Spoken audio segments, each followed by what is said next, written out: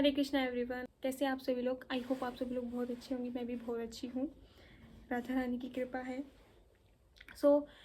आज का जो वीडियो का टॉपिक है वो क्या है, मैंने कमेंट्स में से ही लिया है। ये जिसका भी कमेंट है, मैंने उनको बोला था कि मैं इसके ऊपर डिटेल वीडियो बनाऊंगी। उनका कमेंट ये था, विदाउट एग्ज़ाम मैं अपना वीज़ा स्टेटस चेंज कर सकता हूँ क्या? किसी भी वीज़ा से जापान आए हो, ठीक है, आप बिना एग्ज़ाम दिए आप अपना वर्क स्टेटस या वर्क वीज़ा या कोई भी दूसरा वीज़ा चेंज कर सकते हो या नहीं, वीज़ा स्टेटस ना। इसी के ऊपर आज का टॉपिक है एंड वीडियो एंड तक देखना। कुछ बहुत सारी इंपॉर्टेंट चीज़ें मैं भी वीडियोज़ में बताऊँगी। स्टार्ट करते हैं। तो चलो मैं इसके बारे में आपको कैसे बताती हूँ। मेरी जो यूट्यूब फैमिली है वो SSW के बच्चे ज़्यादा हैं, तो यही एग्जाम्पल सबसे बेस्ट होगा। एग्जाम्पल मान लो कि आप अभी SSW वीज़ा में हो, ठीक है, एंड SSW वीज़ा में फॉर एग्जांपल आप एग्रीकल्चर फील्ड में हो एंड आपको एग्रीकल्चर फील्ड से किसी और फील्ड में जाना है, लाइक काइगो में जाना है या फिर सेईबी में जाना है या फिर होटल एंड मैनेजमेंट फील्ड में जाना है। जब आपने एग्रीकल्चर फील्ड का एग्ज़ाम दिया था, है ना, तभी आपको SSW वीज़ा में एग्रीकल्चर फील्ड में जॉब मिली। तो ऐसे ही आप अगर एग्रीकल्चर फील्ड के अलावा अगर आप काइगो का जो एग्ज़ाम देते, या फिर ये बेसिकली मैं SSW के बारे में बता रही हूँ, उसी फील्ड में अगर आपने सेईबी का एग्ज़ाम दिया होता या फिर होटल मैनेजमेंट का एग्ज़ाम दिया होता तो आपको उसमें जॉब मिलती। बेसिक सी बात है। इट मीन्स आपको एग्ज़ाम देना तो ज़रूरी था। आपने एग्जाम दिया तभी आपको एग्रीकल्चर में मिली है, या फिर आप किसी और उसका एग्जाम देते तो आपको उस दूसरे फील्ड में मिलती। अब बहुत सारे बच्चों को ये क्वेश्चन है कि उन्होंने जो सुना है ना कि मतलब जो जापान में ऑलरेडी रह रहे हैं उन लोगों से उन्होंने सुना है कि बहुत सारे लोगों का जो वीजा स्टेटस है वो बिना एग्जाम भी चेंज होता है। SSW वीजा में हो गया या फिर ठीक है किसी और वीजा में, तो वो कैसे होता है वो मैं आपको बताऊंगी। तो जिसने भी आपको ये इन्फॉर्मेशन दी है ना कि भाई हमारा बिना एग्जाम ही वीजा चेंज हो गया, तो उन्होंने आपको पूरी इन्फॉर्मेशन नहीं दी है। उसका क्या प्रोसेस होता है मैं आपको बता दूं। जैसे मान लो कोई भी पर्सन है TITP वीजा में आए हैं, है ना, TITP वीजा में आके या वो 1 ईयर के में आए हैं, 3 ईयर के में, कितने के में भी आए हैं, तो अगर जब उनका 1 ईयर कंप्लीट हो जाता है या 3 ईयर कंप्लीट हो जाते हैं, तो अगर उनकी कंपनी चाहती है कि मतलब वो हमारी कंपनी में कंटिन्यू वर्क करे, मतलब 2-3 साल हो गए काम करते हुए, अब कंटिन्यू हमारी कंपनी में वर्क करे, तो उस टाइम कंपनी के ऊपर डिपेंड करता है। अगर कंपनी को रखना है, पर्सन अच्छा काम कर रहा है, ठीक है, प्रोग्रेस परफॉर्मेंस बहुत अच्छी है, तो कंपनी उस टाइम ये डिसाइड कर सकती है कि आप TITP से हम कंटिन्यू वर्क कर सकते हो, हम आपका जो वीजा है वो लाइक SSW में चेंज कर देंगे।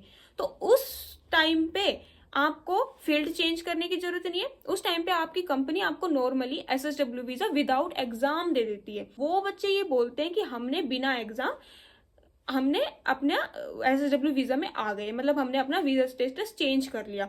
लेकिन अगर आप SSW वीजा में किसी और फील्ड में जाते हो तो आपको बेसिक सी बात है एग्जाम तो देना ही होगा। ये बात हुई SSW वीजा की। उसके अलावा भी तरीके हैं, इन्होंने गलत नहीं लिखा है कि अब मैं आपको बताऊंगी। इसके अलावा भी बहुत सारे तरीके हैं कि बिना एग्जाम दिए आपके पास SSW वीजा ही है, लेकिन उसके बावजूद भी आप बिना एग्जाम दिए किसी और फील्ड में, है ना, और किसी और वीजा स्टेटस में आप चेंज करना चाहते हो, वो किस कंडीशंस पे होता है और उसके लिए आपको क्या क्या करना होगा।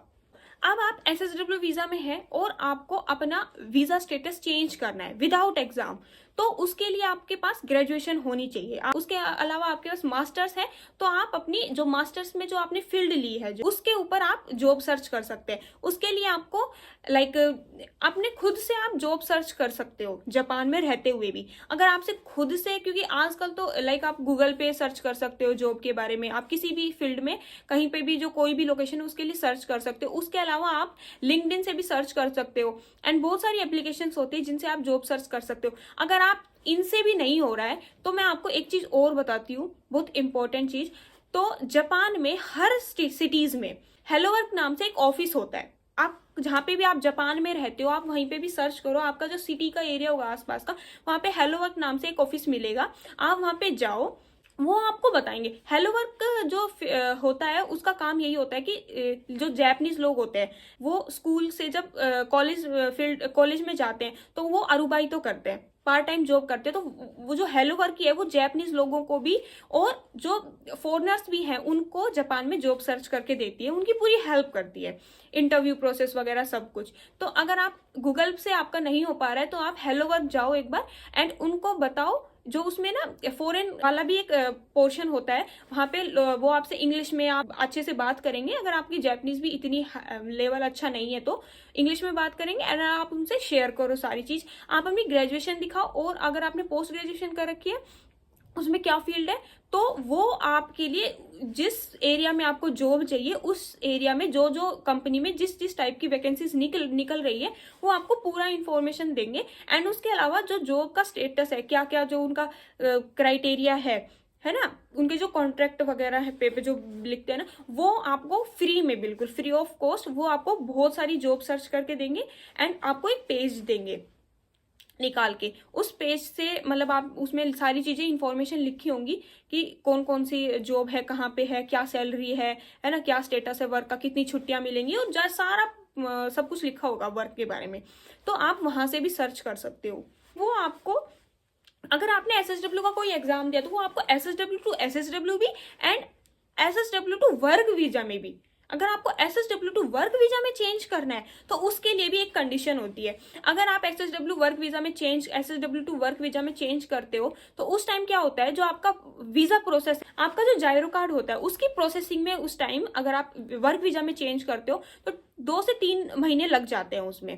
ठीक है, तो उस टाइम क्या करना होगा कि वो जो 2 से 3 महीने का टाइम होता है जिसमें आपकी वीजा प्रोसेस होगी फॉर वर्क वीजा, तो उस टाइम आप जापान में कोई लीगली जॉब नहीं कर सकते, कोई पार्ट टाइम जॉब भी नहीं कर सकते। तो उस टाइम क्या है, या तो आप अपनी कंट्री बैक कर सकते हो 2 से 3 महीने, अगर आपकी कंपनी कहती है ना कि भाई आप कंट्री चले जाओ फिर 2-3 महीने बाद आ जाना। अगर, क्योंकि कई बार ऐसा होता है कि आप जा नहीं सकते क्योंकि आपकी डॉक्यूमेंटेशन प्रोसेस यहाँ पे चल रही होती है एंड किसी भी टाइम आपसे साइन वगैरह या फिर कोई भी काम आपसे पड़ सकता है। तो उस टाइम कंपनी आपको ये भी बोलती है कि आप अपनी कंट्री वापस नहीं जा सकते क्योंकि उस टाइम हमें आप डॉक्यूमेंटेशन प्रोसेस में आपकी जरूरत होगी बाद में।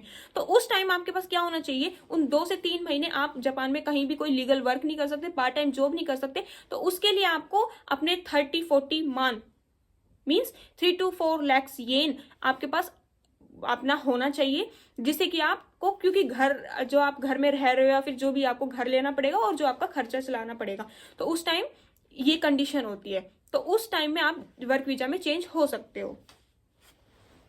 अब बहुत सारे बच्चे ना, जब मैं वर्क वीजा के बारे में बताती हूँ है ना, एसएसडब्ल्यू टू कैसे चेंज कर सकते हैं, बहुत सारे लोग कर भी रहे हैं। ये बहुत कोई बड़ी बात नहीं है, जापान में बहुत सिंपल चीजें हैं ये सब कुछ। लेकिन इन चीजों को ना आईटी फील्ड से रिलेट करने की कोशिश करते हैं, क्योंकि जो भी वर्क वीजा में जाते हैं ना वो सोचते हैं कि आईटी में वर्क मिल रहा है तो जाएं, क्योंकि सबकी स्टडीज अलग अलग होती है। तो मैं आपको बता दूं, अगर आप आईटी फील्ड में चेंज करते हैं तो उनका क्राइटेरिया और ज्यादा अलग होता है, उनकी कंडीशंस डिफरेंट होती हैं। तो इस चीज को आप जो मैंने अभी आपको चीजें बताई है एसएसडब्ल्यू टू वर्क वीजा, तो इन चीजों को आप आईटी फील्ड की क्राइटेरिया में बिल्कुल मत लेना। मेरी यूट्यूब फैमिली एसएसडब्ल्यू के बच्चे यहाँ पे ज्यादा हैं, इसलिए मैं एसएसडब्ल्यू के बारे में आपको बता रही हूँ। अगर आपको आईटी फील्ड के बारे में जानना है कि आप एसएसडब्ल्यू वीजा से या वर्क वीजा से आप आईटी वीजा में, इंजीनियर वीजा में कैसे चेंज कर सकते हैं, ठीक है, कैसे जॉब सर्च कर सकते हैं, क्या क्या आपके पास एजुकेशन होनी चाहिए, तो इस चीज के लिए आप मेरे को कमेंट करो, मैं आप एक अलग से डिफरेंट वीडियो बना के लेके आऊंगी। आई होप जो आपका जिसने भी कमेंट किया था, आपकी जो क्वेरी थी उसको मैं अच्छे से एक्सप्लेन कर पाई हूँ। अगर उसके बावजूद भी अगर आपको कोई डाउट है तो आप कमेंट सेक्शन में मुझे कमेंट कर सकते हो। So thank you, Hare Krishna.